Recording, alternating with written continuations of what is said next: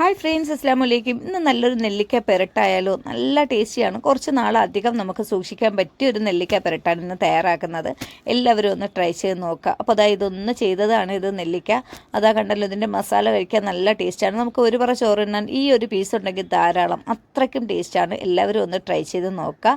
അപ്പോൾ കുറച്ച് നെല്ലിക്കയും ഞാൻ അതുപോലെ തന്നെ കുറച്ച് വെളുത്തുള്ളിയും ചേർത്തിട്ടുണ്ട്. നിങ്ങൾക്ക് താല്പര്യം ഉണ്ടെങ്കിൽ വെളുത്തുള്ളി ചേർത്താൽ മതിയാകും. അപ്പോൾ അതാ കണ്ടല്ലോ, ഇതുപോലെ നല്ല ടേസ്റ്റി ആയിട്ടുള്ളൊരു റെസിപ്പിയാണ് ഇതിൻ്റെ നെല്ലിക്ക. നമുക്ക് ഇരിക്കുന്തോറും അത്രയ്ക്കും ടേസ്റ്റാണ്. എല്ലാവരും ട്രൈ ചെയ്ത് നോക്കാം. അപ്പോൾ ഞാൻ ഈ നെല്ലിക്ക താണ്ട് ഇത്രയും നെല്ലിക്കയിലാണ് ഇത് ചെയ്ത് കാണിക്കുന്നത്. ഇതുപോലത്തെ നെല്ലിക്ക എടുത്തിട്ടുണ്ട്. ഇതിനെ നല്ലതുപോലെ ഒന്ന് കഴുകിയിട്ട് നമുക്കിതിനൊന്ന് വേവിച്ചെടുക്കണം. അപ്പോൾ നമ്മളിപ്പോൾ ഇതിലോട്ട് ഒന്ന് കട്ട് ചെയ്യേണ്ട ആവശ്യമൊന്നുമില്ല. അപ്പോൾ എന്തെങ്കിലും കേടുണ്ടെങ്കിൽ ഒന്ന് കട്ട് ചെയ്തെടുക്കാം. ഞാൻ കുറച്ചധികം വെള്ളം എടുത്തിട്ടുണ്ട്. ഈ വെള്ളത്തിലോട്ട് നമുക്കിനി നെല്ലിക്ക ചേർത്ത് കൊടുക്കാം. അപ്പോൾ ഇതിനെ ആദ്യം നമുക്കൊന്ന് വേവിക്കണമെന്ന് പറഞ്ഞല്ലോ. അപ്പോൾ മുങ്ങി കിടക്കുന്ന രീതിയിൽ വെള്ളം ചേർത്ത് വേണം ഇതിനെ വേവിച്ചെടുക്കാൻ വേണ്ടി. അപ്പോൾ ഞാൻ ഈ പറയുന്ന രീതിയിൽ ചെയ്യണമെങ്കിൽ നിങ്ങൾക്ക് ഒരു 6 മാസത്തോളം പുറത്തിരുന്നാലും ഒന്നും ചെയ്യില്ല. ആ രീതിക്കാണ് ഞാൻ ഈ കാണിക്കുന്നത്. ഒരു സ്പൂൺ മഞ്ഞൾപ്പൊടി ചേർത്ത് കൊടുത്തു. ഇനി നമുക്ക് 2 ടേബിൾ സ്പൂണോളം ഉപ്പ് കൂടി ചേർത്തതിന് ശേഷം നല്ലതുപോലെ ഒന്ന് ഇളക്കി യോജിപ്പിച്ചെടുക്കുക. ഇനി ഇതിനെ ഈ മഞ്ഞ വെള്ളത്തിലിട്ടൊന്ന് വേവിച്ചെടുക്കണം. അതാണ് നമുക്ക് ഫസ്റ്റ് ചെയ്യാനുള്ളത്. അപ്പോൾ ഈ മഞ്ഞ വെള്ളം ആയത് കാരണം ഇതിൽ എന്തെങ്കിലും ഇതൊക്കെ ഉണ്ടെങ്കിൽ ഒന്ന് മാറി കിട്ടുകയും ചെയ്യും. നമുക്കിത് നല്ല നെല്ലിക്കയിൽ മഞ്ഞയൊക്കെ പിടിച്ച് കിട്ടുകയും ചെയ്യും.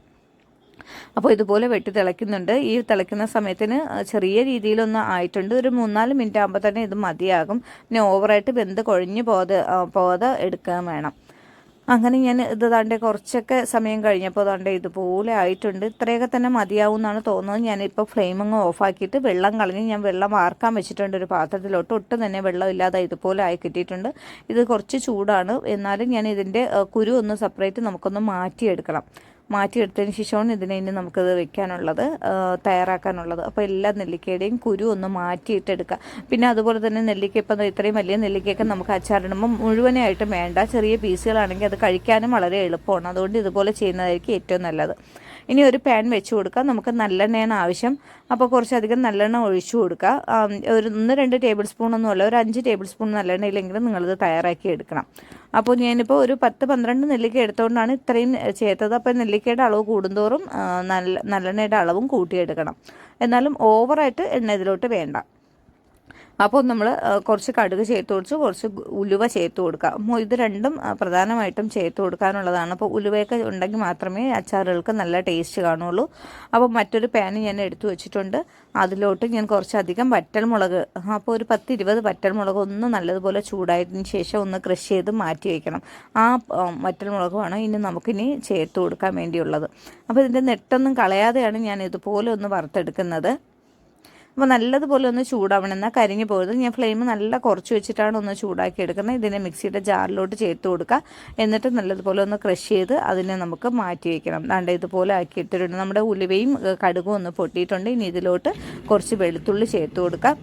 അപ്പോൾ വെളുത്തുള്ളിയുടെ അളവൊക്കെ നിങ്ങൾക്ക് കൂട്ടുകയും കുറയ്ക്കുകയും ഒക്കെ ചെയ്യുന്നതാണ്. നമ്മൾ ഏതൊരു അച്ചാറിനും വെളുത്തുള്ളി ചേർക്കുന്നത് കൂടുതൽ ടേസ്റ്റ് ആവുകയുള്ളൂ. അപ്പോൾ ചെറിയ വെളുത്തുള്ളി ആയത് കാരണം ഞാൻ ഇതിനെ കട്ട് ചെയ്തൊന്നും ചേർത്തിട്ടില്ല. ഇനി നമുക്ക് കുറച്ച് കറിവേപ്പില ചേർത്ത് കൊടുക്കാം. അപ്പോൾ പിന്നെ ഇത് രണ്ടും ചേർത്തതിന് ശേഷം ഇതുപോലെ ഒന്ന് ഇളക്കി കൊടുത്തുകൊണ്ടിരിക്കുക. അപ്പോൾ ഫ്ലെയിം നല്ല കൂട്ടി വയ്ക്കരുത്, ചെറിയ ഫ്ലെയിമിൽ തന്നെ വെച്ച് കൊടുക്കുക. അങ്ങനെ നമ്മൾ ഇതുപോലെ ഇതൊന്ന് ചെറുതായിട്ടൊന്ന് മൊരിയണം കേട്ടോ, ചെറിയതായിട്ട്. വലിയ കളറൊന്നും മാറേണ്ട ആവശ്യമില്ല. ഇനി നമ്മൾ ചതച്ച് വെച്ച മുളക് നമുക്കിതിലോട്ട് ചേർത്ത് കൊടുക്കണം.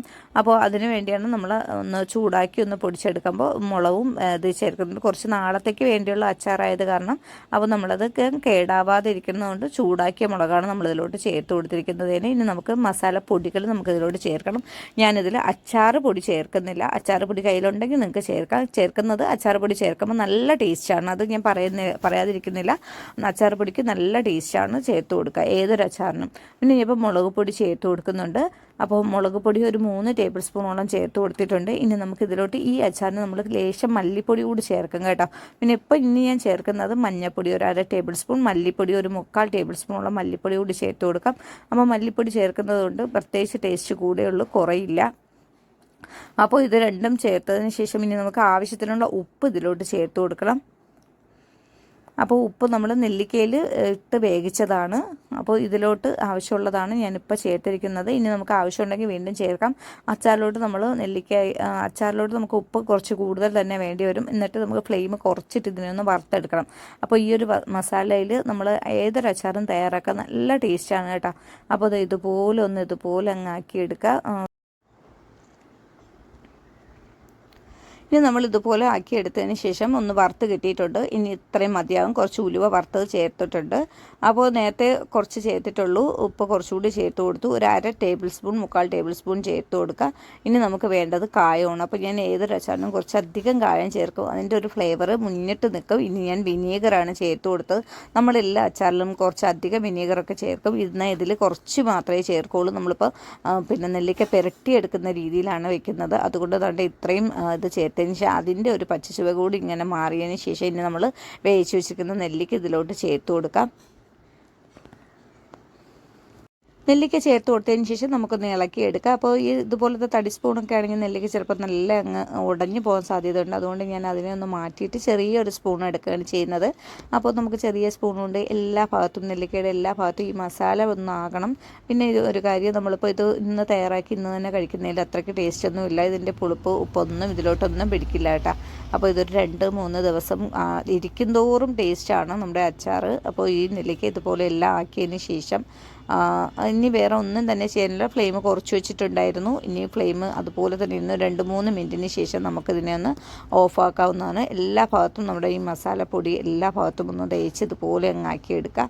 അപ്പോൾ ഈ സമയത്ത് നമുക്ക് ഉപ്പിൻ്റെ അളവൊക്കെ ഒന്ന് നോക്കാവുന്നതാണ്. അപ്പോൾ ഇപ്പോൾ നമ്മുടെ നെല്ലിക്കയിലോട്ട് ഉപ്പ് നമ്മൾ വേവിച്ച് വെച്ചപ്പോൾ ചേർത്ത ഉപ്പ് തന്നെയാണ്, വേറെ ഒന്നും പിടിച്ചിട്ടില്ല.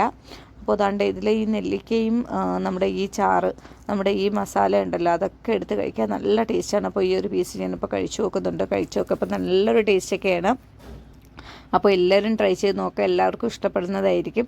അപ്പോൾ അധികം ഒന്നും എരിവില്ല. നമ്മൾക്ക് അച്ചാർപ്പൊടി വേണമെങ്കിൽ ചേർക്കുക. അച്ചാർപ്പൊടി ഇല്ലെങ്കിലും ഇതുപോലെ അങ്ങ് ചേർത്ത് കൊടുത്താൽ മതിയാകും. എല്ലാവരും ട്രൈ ചെയ്ത് നോക്കുക. ഇന്നത്തെ ഈ റെസിപ്പി ഇഷ്ടമാവുകയാണെങ്കിൽ ലൈക്ക് ചെയ്യാനും ഷെയർ ചെയ്യാനും കമൻറ്റ് ചെയ്യാനും മറക്കരുത്. സബ്സ്ക്രൈബ് ചെയ്യാതെ കാണുന്നവരാണെങ്കിൽ ഒന്ന് സബ്സ്ക്രൈബ് ചെയ്തേക്കാം.